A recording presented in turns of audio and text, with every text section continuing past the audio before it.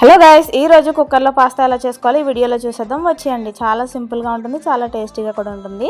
దీనికోసం కుక్కర్లో ఆయిల్ వేసుకొని ఒక బిర్యానీ ఆకు, సన్నగా కట్ చేసిన పచ్చిమిర్చి, ఆనియన్స్, క్యారెట్, టమాటాస్ వేసుకొని ఇవన్నీ బాగా మగ్గించుకోవాలి.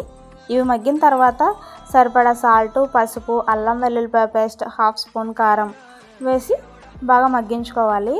కారం అంతా మగ్గిన తర్వాత ఒక కప్పు కడిగి పెట్టుకున్న పాస్తాను అయితే వేసుకోవాలి. ఇలా వేసుకున్న పాస్తాను ఒక 2 మినిట్స్ ఆయిల్లో మగ్గించుకున్న తర్వాత ఒక కప్పు పాస్తాకి ఒక కప్పు వాటర్ వేసుకొని బాగా కలుపుకొని ఇందులోనే కొంచెం గరం మసాలా, మీ దగ్గర పుదీనా ఉంటే పుదీనా, లేదంటే కొత్తిమీర, నా దగ్గర పుదీనా ఉంటే పుదీనా వేసాను. ఇలా వేసి ఒకసారి కలుపుకొని కుక్కర్ మూత పెట్టి హై ఫ్లేమ్లో 3 విజిల్స్ వేయించుకుంటే మనకి పాస్తా అయితే వేడివేడిగా రెడీ అయిపోతుంది. చాలా టేస్టీగా ఉంటుందండి. మీరు కూడా ఒకసారి ట్రై చేసి ఎలా వచ్చిందో కామెంట్ చేయండి. ఇది టమాటో సాస్తో వేడివేడిగా తింటే చాలా బాగుంటుంది. వీడియో నచ్చితే లైక్ చేసి మన ఛానల్ని సబ్స్క్రైబ్ చేసుకోండి.